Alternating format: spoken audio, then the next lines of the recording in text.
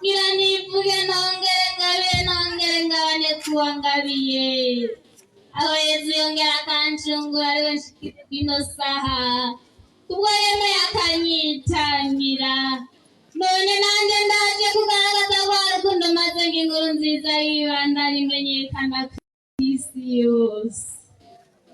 Ibambewe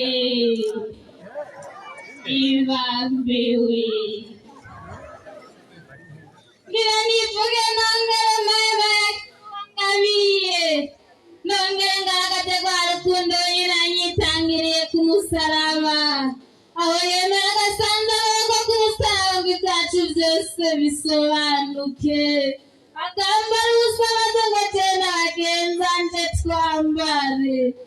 Ibambewe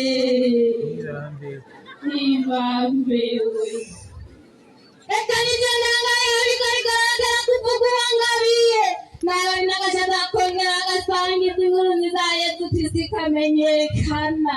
Reka nawe reka kuvuga ngaho iwacu muri diyoseze ya Muyinga aho yatanguriye ngaho muri paruwase ya Kanyinya Tsimbatara shinga imizi iramugwire mugwiza umuryango yemwe bihebeye Imana ntawihebeye rusavyi ntawihebeye muhemu. Reka nawe mwizigira zigera maramara komera kwibanga maze mugira aho muba mwubahwe maze musukurire igihugu c'Imana tuze dusangire ubuhigwe tugeze hari iwacu. Ibambewe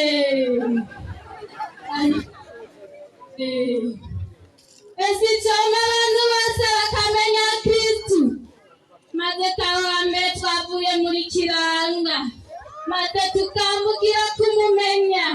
Ese yotsimba ataduhereye mu miryango iwacu tukibagira za nzigo z'akazikira ahari hazitse urwamfu hazukira urwanda novuga sinoheza.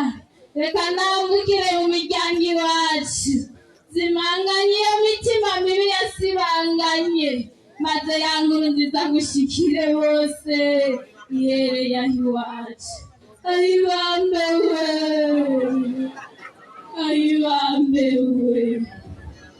yemwe bavyeyi rekwira urwaruka rwanyu kuko niyo Eklezia yo haziko imenyesha inkuru nziza abantu bose maze mwibuke Burundi ari twebwe rwaruka ari mwebwe bavyeyi muzobuturungitse maze Eklezia ikarerera Burundi ikaramurira n'umuryango. Ayibambewe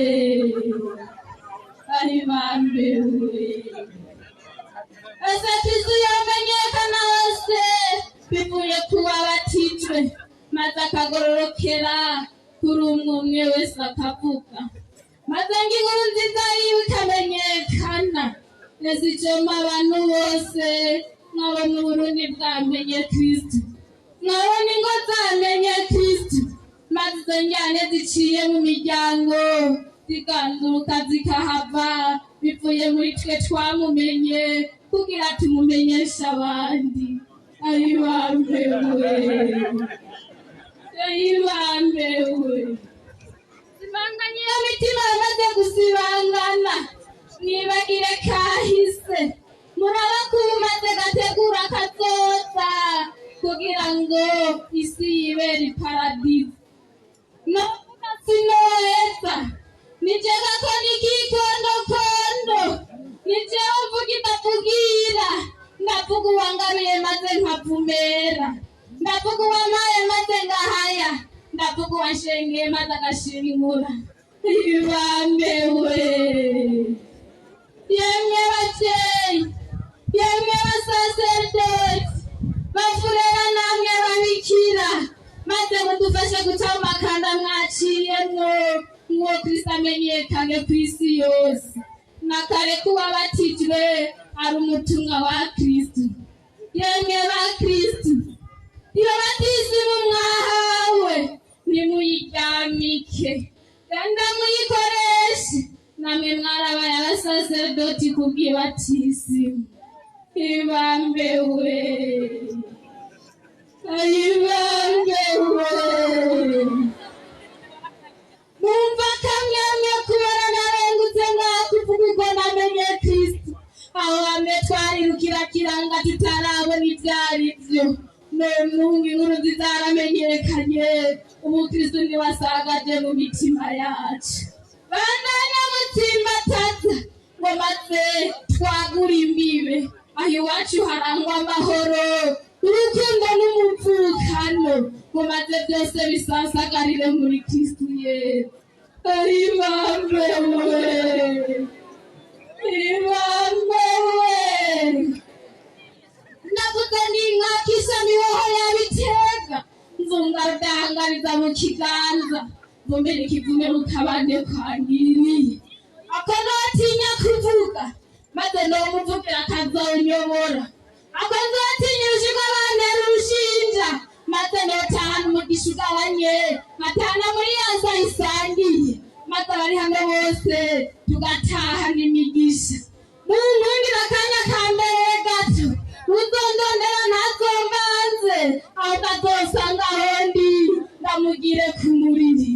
Nice umwana wa Paruwase Muyinga, nawe umwuzukuru wa Yohakimu Ntahondereye.